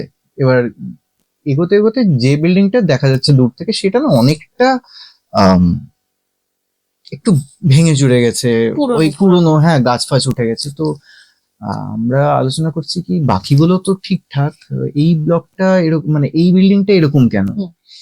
এই ব্লকের তো বৃষ্টি পড়ছে। ঢুকলাম, সেই ঢুকেছি, উপর থেকে একটা চিৎকার, আমাকে ছেড়ে দে, আমাকে ছেড়ে দে, আমাকে ছেড়ে দে, আমাকে আমাকে এখান থেকে বের কর, আমি তোদের কাউকে ছাড়বো না, আমাকে এখান থেকে বের কর। উম সোম বলছে, ভাই এটা কি কি হচ্ছে? মানে ছেলের গলা না মেয়ের গলা? মেয়ের গলা। Okay. তো কি হচ্ছে ভাই, এখানে কি যাওয়াটা ঠিক হবে এখন? তো আমি বললাম যে চ না দেখি এখন, মানে এবার তো ছোটবেলা ওই থ্রিলটা ভেতরে আসছে যে হ্যাঁ, বৃষ্টি পড়ছে, দেখতে এরকম হবে, একটা আবার হ্যাঁ। কি আছে ব্যাপার, যাই। ফার্স্টে উঠলাম, উঠে দেখছি যে 3টে করে ফ্ল্যাট, ঠিক আছে, সব কটা তালা মারা, ওকে। সব কটা তালা মারা। তো আমরা হচ্ছি যে যে আরো শিওর হচ্ছে যে কিছু না কিছু তো গড়বড় আছে। উঠছি, চিৎকারটা আরো বাড়ছে। আমি কিন্তু বলে দিলাম আমাকে ছেড়ে দে, এখান থেকে আমাদের ছেড়ে দে, আমি কিন্তু মানে আমি নর্মাল কিন্তু সবাইকে, হ্যাঁ, সবাইকে মেরে দেবো, আমি কিন্তু শেষ করে দেবো, আমি কিন্তু সবাইকে শেষ করে দেবো, তোরা আমাকে এবার ধরে রাখিস না, এসব বলেই যাচ্ছে, চিৎকার করে করে বলছে। আমরা উঠছি, 2 নম্বর, 3 নম্বর, 4 তলায় ছিলাম, মানে ওনার যে ফ্ল্যাটটা 4 তলা ছিল। 3 নম্বরে গিয়ে দেখলাম আমরা একটা জায়গায় লকটা একটা দরজা লক নেই। তো আমরা সেখানে নক করে একজন বেরোলেন। বেরিয়ে আমরা জিজ্ঞেস করলাম যে উপরে যে চিৎকার চেঁচামেচি হচ্ছে, তো আহ, কি ব্যাপার দাদা, আমরা তো ওই পেন্টিংটা করানোর জন্য এসেছি। আমি শুনলাম যে উনি খুব বড় পেন্টার। তো বলছে যে তোমাদের এখানে কে ডেকেছে, তোমরা অ্যাপয়েন্টমেন্ট নিয়ে এসছো, তোমাদের একটা ভালো কথা বলছি, এখান থেকে চলে যাও। তো তো সোহম বলছে যে ভাই এবার মনে হচ্ছে সিরিয়াসলি চলে যাওয়া উচিত, কারণ ফ্ল্যাটের লোকেরাই বলছে। তো আর একটা বন্ধু আছে, সে বলছে না, যাই না, দেখি না, যাই হুম। ওপরে। দিয়ে আমরা ওপরে গেছি। ওপরে গিয়ে দরজায় ঠকঠক করেছি, দরজায় ঠকঠক করে, আর চিৎকারটা কিন্তু হচ্ছে, ঠকঠক করলাম আর চিৎকারটা একদম সাইলেন্ট। খুলেছি, খুলে এবার জিজ্ঞেস করছি যে ম্যাডাম আছেন, ওনাকে দিয়ে এইটা ও ড্রয়িংটা, আচ্ছা, যিনি পেন্ট করবে সেই হ্যাঁ মহিলা। হ্যাঁ, ওকে। ওনাকে দিয়ে ড্রয়িংটা করাবো ভাবছিলাম, আপনারা অ্যাপয়েন্টমেন্ট নিয়ে এসেছে। সবাই এক কথা হ্যাঁ, বলছে। হয়তো উনি খুব ফেমাস পেইন্টার, হুম। কিছু আমার এখনো নাম মনে নেই ওনার। তো তো বলছে যে হ্যাঁ, আমরা অ্যাপয়েন্টমেন্ট নিয়ে আসিনি, কিন্তু এই পেন্টিংটা আপনারা ওনাকে একটু কথা বলান, তাহলে আমরা হুম। একটু ইয়েটা হুম। করবো, কোনো প্রবলেম থাকলে আমরা এখান থেকে চলে যাচ্ছি। তো, আহ, আর সিঁড়িতে না আমরা পুরো এইভাবে লাইন দিয়ে দাঁড়িয়েছি। সোহমকে কিছু আগে হলে- পাঠিয়েছি, সোহম সব থেকে সাহসী। হুম। আমি তারপরে অশেষ, তারপর নিচে আর একজন। হুম। হ্যাঁ, কিছু হলে কিছু পাই হলেই পালাবো। হ্যাঁ, তারপর সেইখানে একটা এমন একটা মানে সিচুয়েশন হয়, আমাদের মনে হয় তারপর যে ওখান থেকে এই মুহূর্তে বেরিয়ে আসা উচিত। কেন, তো কি হয়, কিছু দেখতে পেলি? কিছু দেখতে পাইনি, সে কথাবার্তা হয় সেরকম, তো মানে আমরা বুঝতে পারি যে ওই কথা মানে ঠিকঠাক লাগছে না, কন্টিনিউয়াসলি জিজ্ঞেস করে যাচ্ছে যে কোথায় এসেছেন, আহ, বলছে অ্যাপয়েন্টমেন্ট নিয়ে এসেছি কিনা, তারপর জিজ্ঞেস করছে যে কোথা থেকে, কিসের ফটো। আমি বললাম যে নর্মাল পেন্টিং করানোর জন্য এসেছি। আর ওই না চিৎকারটা উনি, কিসের ছিল? চিৎকারটা জানি না কিসের ছিল, সেটা হঠাৎ করে থেমে গেল। তো না আমি বলছি পেন্টিং করাতে এসেছি না, উনি তো পেন্টিং করেন, ওনার যে পেন্টিং গুলো আছে, আপনার এই পেন্টিং গুলো পছন্দ হবে না। এই পেন্টিং গুলো দেখছি অদ্ভুত অদ্ভুত পেন্টিং, কালো, একটা একটা আহ, কবরের ওপর একটা শুয়ে আছে একটা মেয়ে, গলা কেটে রক্ত পড়ছে, অদ্ভুত অদ্ভুত ছবি। তারপর তোরা ওখান তার থেকে পাশে চলে একটা লাল গোলাপ, মানে হুম। ভীষণ আর্টিস্টিক, হুম। কিন্তু ভীষণ অদ্ভুত। তো উনি বলছেন দেখুন এগুলো তো আপনার পছন্দ হবে না, উনি কিন্তু এই ধরনেরই পেন্টিং বেশি বানান। তো আমরা হয়তো ভাবলাম যে তাহলে উনি হয়তো ঠিক আছে, আমরা তো হুম। ভুল জায়গায় এসেছি, হুম। তো ওনাকে বলে সেখান থেকে আমরা বেরিয়ে যাই। আর তো তোর ওই যে ফিলটা হয়েছিল, সেই ফিলটা ভীষণ। তোর ওই বম্বের ওই ঘটনাটা ছোট করে বলবি নাকি? কোনটা? বম্বের যেটা বলেছিলি, ওটা তো আহ, ছোট করে যদি একটু বলিস। ওটা অনেক বেশি থ্রিলিং। হ্যাঁ, ওটা ওটা আমার সঙ্গে যে আমার রুমমেটটা ছিল, সে তার তারই মানে পজেসড হয়ে গিয়েছিল। হ্যাঁ, তারই একজন চেনা বন্ধু, আম, তার ওপর সে মানে হঠাৎ করে ফোন করে বলছে যে भाई पता है क्या हुआ। मैंने कहा, क्या हुआ। वो सामने बैठी खाने के लिए और बिरयानी ऑर्डर किया। मैंने कहा, हाँ तो क्या हो गया, बिरयानी ऑर्डर किया तो। नहीं, सुनना, मेरे लिए एक प्लेट में बिरयानी उसने परोसा, उसके बाद दूसरे प्लेट रखा और तीसरा प्लेट रखा। যখন ওরা দুজনেই থাকে। দুজনেই থাকে। তাও গিয়ে বলছে যে अश्विन, আমার যে আরেকটা বন্ধু, বলছে যে अरे भाई नहीं नहीं ये कुछ गलत हो रहा है, तू मतलब कुछ भी मतलब सुनाएगा और हम लोग विश्वास कर लेंगे। मतलब হুম। भाई सीरियसली হুম। ऐसा ही हो रहा है। वो रोज 3 प्लेट खाना परोस रही है, और 1 प्लेट मैं खा रहा हूँ, 2 वो खुद खा रही है। আচ্ছা। হ্যাঁ, তো যাই হোক আমরা এটা মানে মানে কি করে হতে পারে। আর তারপর গিয়ে আর ও আমাদের খুব ভালো বন্ধু, তো আমরা গিয়ে ওর সঙ্গে দেখা করলাম, 2 প্লেট করে বিরিয়ানি খায়। তুই বিশ্বাস করতে পারবি না, দেখা যখন করছি এরকম লিকলিকে, মানে হাতগুলো এরকম হয়ে গেছে, রোগা হয়ে, বলছে স্নান করে না, জলে ভিজলে ওর অসুবিধা হচ্ছে। তারপর তারপর আমি যেগুলো হয়েছে সেগুলো আর কি বলবো, সেইভাবেই। আচ্ছা, এটা তো গেল ভূতের বিষয়। আরেকটা যেটা জিনিস এখন এই না, সেই মেয়েটি এখন ঠিক আছে, সেই আচ্ছা। মেয়েটিকে এখন সেখান থেকে বের করানো হয়েছে, অ্যান্ড বিভিন্ন প্রসেসের মাধ্যমে। এবং এটা আমি কেন এভাবে বলতে চাইছি না, এটা অনেক রকম মেডিকেল টার্মও হতে পারে, ঠিক আছে, মেডিকেল টার্মও হতে পারে, প্রাইভেসির ব্যাপার, প্রাইভেসির ব্যাপারও হতে সেটা, পারে, yeah. আর মেডিকেল ইস্যু হতে পারে, যে অনেক রকম ভাবে অনেক কিছু, সেটা না বলাই উচিত। তো এই যে এটা যেটা হয় না, যে মানুষের বলে যে নজর লেগেছে, যে কারোর হয় যে খুব একটুতেই নজর লেগে যায়, কারোর অসুস্থ হয়ে পড়ে বা কি, এই নজর জিনিসটা কি?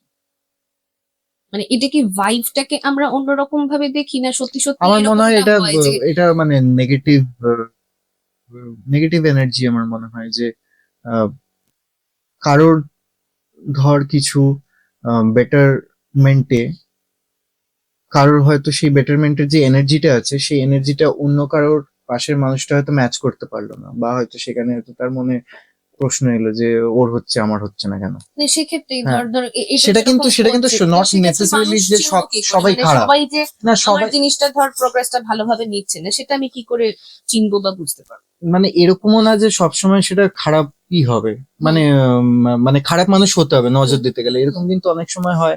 আমাদের অনেক সময় মানে নজর কিন্তু কাছের মানুষের থেকেও লেগে যায়, কিন্তু নিজেরও নজর লাগে, নিজেরও নজর লাগে, এরকম না যে আমি খারাপ চেয়েই করছি, কিন্তু আমরা মানুষ তো, মানে হিউম্যান সাবকনসিয়াস মাইন্ড থেকে ধর একটা আমরা ভাবলাম যে আহ, ওর তো এত ভালো হচ্ছে, আমার কেন হচ্ছে না। তো ওই যে এনার্জিটা বেরোয়, আমার সেটাই মনে হয় যে এটাই মনে হয় নজর, সাইন্টিফিক্যালি বলতে গেলে। সেই তাই জন্যই তো এখন মানে অনেকে ফটো পোস্টিং যেটা বলে না, হুম হুম হুম ফটো পোস্ট করে না খুব ভালো সম্পর্কে থাকলে, বা খুব ভালো বলে কিছু কিপ করলে, ইট প্রাইভেট। কিপ ইট প্রাইভেট, বা যতদিন না তুমি সেই জিনিসটা অ্যাচিভ করছো, একদম। তো ওই প্রসেসটা তুমি আর পোস্ট করো না, বা তুমি সবার সামনে রেখো না, হয়ে যাক, তুমি তারপর সাকসেসফুল হয়ে যাও, তারপর তুমি সেটাকে প্রকাশ করো, সেটাই। তুই বলছিলি যে তুই বম্বেতে যখন ছিলি সেই সময় তুই মানে একসঙ্গে যখন থাকতি তখন রান্না বান্না করতি, তুই কি সত্যি সত্যি রান্না করতে পারিস? তোর মতন পারি না এত ভালো, কিন্তু হ্যাঁ মোটামুটি তো পারি। কি কি পারিস একটু শুনি। যা, ডাল ভাত মাছ চিকেন। কখন এরকম হয়েছে রান্না করতে গিয়ে একদম পুরো ঝুলিয়ে শেষ করে ফেলেছিস, হ্যাঁ আর হ্যাঁ বন্ধুরা মিলে হ্যাঁ সেটাই হ্যাঁ খেয়ে হ্যাঁ, নিয়েছিস, সেটাই আর খেয়েছি। কোনো আমি উপায় নেই? বিহান সৌর থাকতাম ইয়েতে লোখান্ডওয়ালা ফার্স্ট ক্লাসে তখন। হুম। তো সেই সময় কি হলো, মনে হলো যে আমরা হানি গ্লেজ চিকেন বানাবো। আচ্ছা হ্যাঁ, হানি গ্লেজ চিকেন বানাবো। এবার আচ্ছা। হানি গ্লেজ চিকেনে আমরা বানাতে বানাতে এতটাই হানি দিয়েছি, এতটাই হানি দিয়েছি, সেই চিকেনটাকে পুড়িয়ে হানি দিয়ে, তারপর বিহান এসেছে অফিস থেকে ফিরে, বলতে ভাই এটা কি করেছিস। হ্যাঁ, 1.5 কিলো চিকেনের, মানে আমরা সে রাত্রিবেলা সব বসে হ্যাঁ 1.5 কিলো চিকেনে, হ্যাঁ বিশাল অনেক বানিয়েছি, রাত্রিবেলা লোকজন আসবে, বসে সবাইকে খাওয়াবো হানি গ্লেজ চিকেন, আমি আর সৌরভ। তো আমি সৌরভ বিহান, আমরা তিনজন খুব ক্লোজ ফ্রেন্ডস ওখানে একসাথে। চিকেনের গ্লেজ চলে গেছে। চিকেনের গ্লেজ চলে গেছে, জ্বালিয়ে চিকেনকে একদম মধু ঢেলে পুরো মিষ্টি জ্বলছে, অদ্ভুত একটা চিকেন, সেটাই খেয়েছে। বিহানকে যা দেওয়া হতো তাই খেত। ওই ফ্ল্যাটে যা যা কাহিনী আছে, সেটাও মানে বিশাল। তো এরকম কোনো খাবার আছে তোর পছন্দের, মানে তুই খেতে তো ভালোবাসিস আমি জানি, কিন্তু খুব কম পোর্শন কন্ট্রোল করে খাস, যে যেই খাবারটা তোকে রোজ দিলে তুই রোজ খাবি, তোর অরুচি হবে না? রোজ খাবো, রোজ দিলে রোজ খাবো, রোজ দিলে রোজ খাবো, এরকম ওরকম কিছু নেই, আমি সবই ভালো লাগে খেতে আমার। হ্যাঁ, আমার ফেভারিট বলতে বিরিয়ানি বলতে পারিস, খুব ভালো লাগে, আর চিকেন ভর্তা আমার খুব ভালো লাগে। চিকেন ভর্তা আর রুটি আমি রোজ দিলে রোজ খেয়ে নেবো, তুই তো রোজ। একটা সময় খেতিস হ্যাঁ, যখন আমাদের আর আর তড়কা রুটি, কিন্তু সেটা মালদার দাস তড়কা হতে হবে। আচ্ছা, হ্যাঁ, এইটাতেই আমি জিজ্ঞেস করতাম যে আমাদের ওখানকার সব থেকে ফেমাস দাস তড়কা, মানে আমার ওটা যে পৃথিবীর যেখানে মানুষ যাক, হুম, কিন্তু ওই তড়কা, হুম। ওই তড়কা রুটি, মালদার মতো তড়কা রুটি কেউ বানাতে পারবে না। আচ্ছা, খেয়ে দেখতে হবে এরপর মালদা গেলে।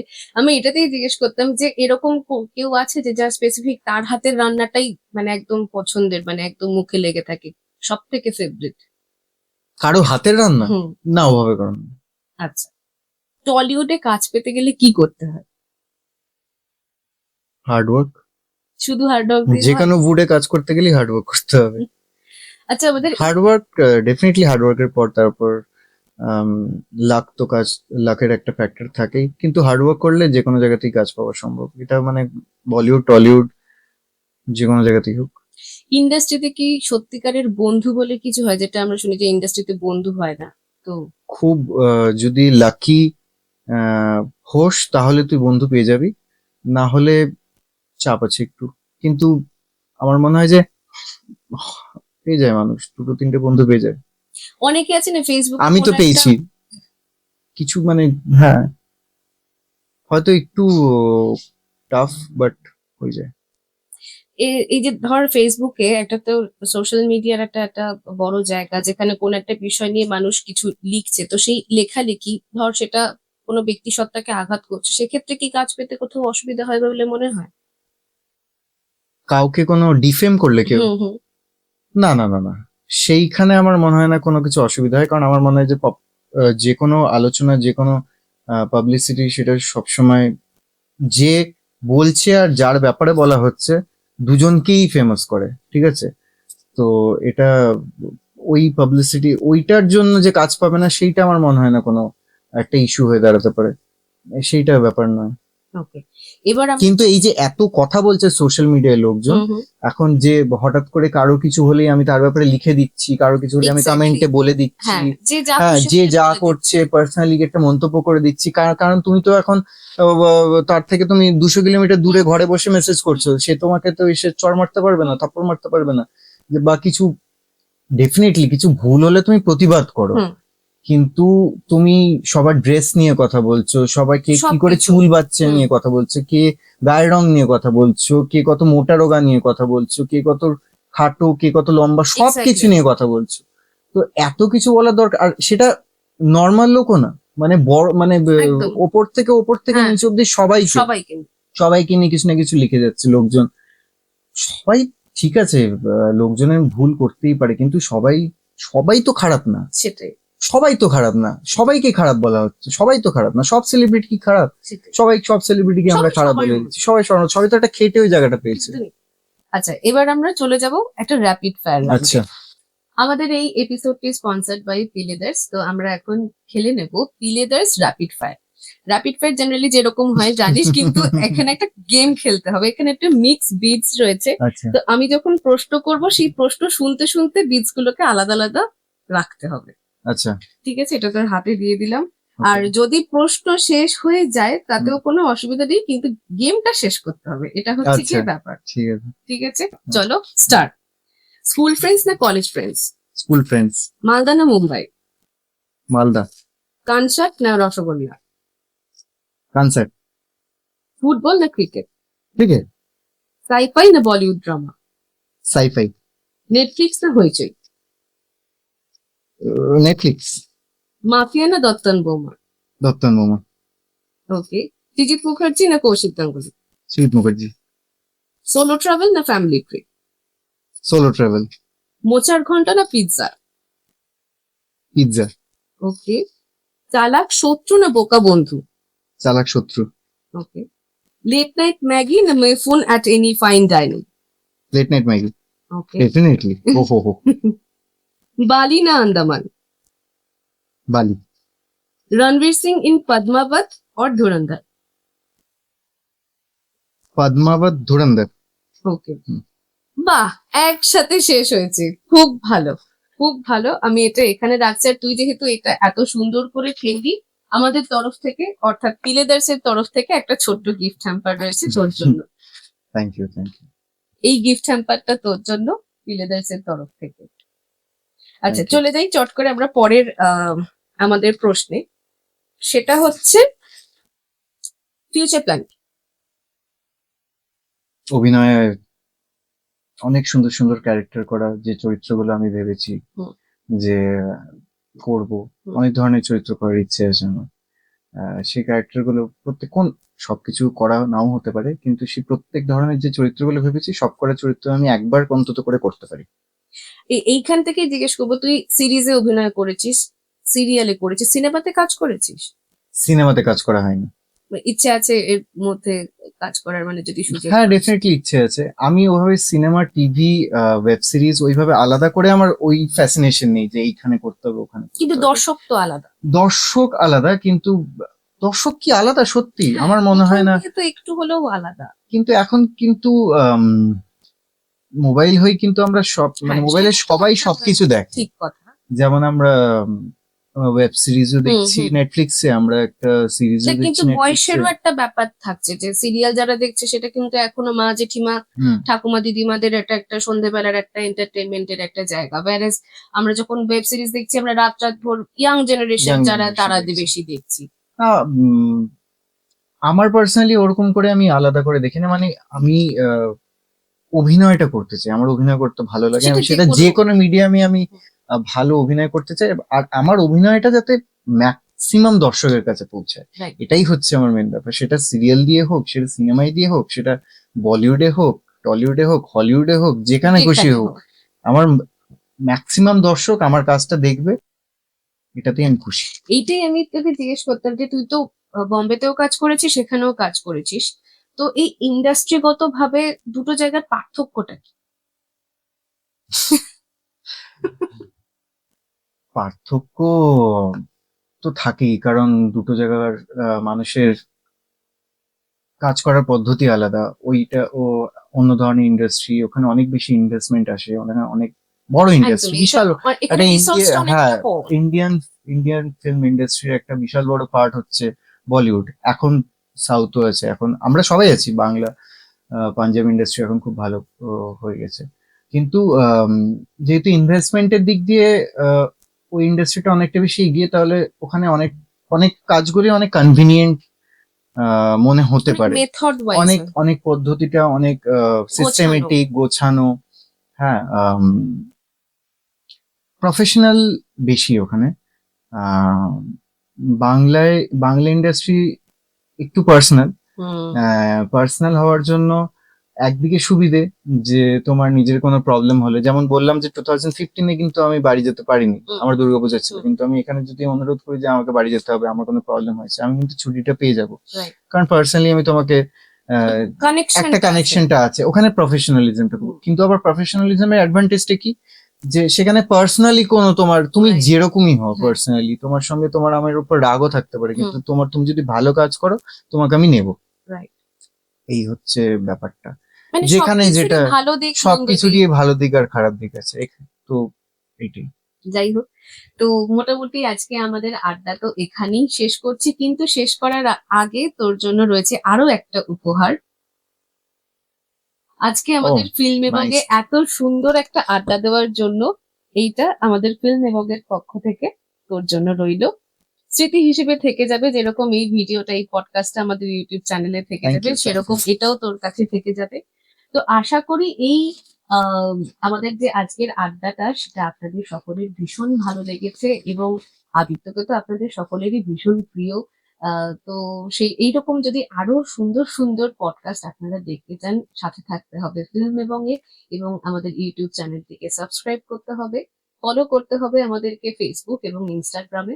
আমরা আগামীতে আরো অনেক নতুন নতুন পডকাস্ট নিয়ে আসছি। আহ সাথে থাকুন ফিল্ম এবং। থ্যাংক ইউ শান্তনি, আমাকে এত সুন্দর একটা পডকাস্ট ইনভাইট করার জন্য। আর খুব ভালো লাগলো কথা বলে। আর সকল দর্শকবৃন্দকে জানাচ্ছি যে এই নতুন যে ভেঞ্চারটা শুরু করেছে, সেখানে অনেক আরো ইন্টারেস্টিং মানুষদের সঙ্গে আপনারা অনেক রকমের ইন্টারেস্টিং গল্প দেখতে পাবেন, তার ব্যাপারে জানতে পারবেন, আপনারা অনেক এনজয় করবেন ব্যাপারগুলো। আর বিভিন্ন ধরনের প্রশ্ন আসতে চলেছে সবার একদম, সামনে, তো সবাই একদম, কিভাবে সেটার আনসার দেবে, অনেক মজার মজার কথা। এই যে একদম। আমি সেরকম ভাবে ভূতের কথাগুলো বলতে পারলাম না, কিন্তু আরো যেগুলো রিয়েল ইনসিডেন্ট অনেকের কাছে, সঠিক লোকের কাছে যখন শুনবে, একদম, তখন কিন্তু কারণ আপনারা সবটা অনেক। সব জায়গায় বলাটা সম্ভব হয় না কিছু ব্যক্তিগত কারণের ক্ষেত্রে, তো হ্যাঁ, তো তো খুব খুব খুব ভালো লাগলো। থ্যাংক ইউ, থ্যাংক ইউ হ্যাঁ। ভেরি ভেরি আর সব মাচ। থেকে বড় কথা, আমার ওর সূত্রে, মানে ওর সাথে পরিচয়টা আমাদের কাজের সূত্রেই, সেখান থেকে আজকে এত বছরের সম্পর্ক, এবং আজকে এই পডকাস্টের এখানে এসে আমরা দুজনে মিলে এভাবে একটা আড্ডা দিলাম, এটা একটা অন্য রকমের ভালো লাগা। আমার মনে হয় এটা তোরও হয়তো ভালো এক্স্যাক্টলি, লেগেছে, মানে মানে পডকাস্ট ব্যাপারটা হচ্ছে, আমরা আড্ডা দিয়ে যতটা নর্মালি একদম। বাড়িতে বসে যেরকম কথা বলি সেইভাবে আহ ব্যাপারটা উপস্থাপনা করা। তো একদম যখন ছোটবেলার কথাগুলো ও বলছিল, জিজ্ঞেস করছিল, তখন আমার কিন্তু সেই ছোটবেলার বন্ধুদের কথাগুলো একদম চোখের সামনে ভাসছিল। একদম তো এই জিনিসগুলো, হ্যাঁ, আমরা আগেও প্রচুর এরকম আলোচনা করেছি, কিন্তু ডেফিনেটলি এটা ভীষণ একটা একদম প্লিজিং মানে এক্সপিরিয়েন্স। যারা তোকে শুধুমাত্র পর্দাতেই চেনে, তোর অভিনয়টাই দেখেছে, তারা হয়তো আজকে অনেক কিছু অনেক নতুন জিনিস জানতে পারলো। তো এরকম আগামীতে আরো অনেকে আসবে অতিথি হিসেবে এবং তাদেরও অনেক অজানা তথ্য, অজানা গল্প আমরা জানবো। আজকের মতন চলি, টাটা, দেখা হচ্ছে পরের এপিসোডে।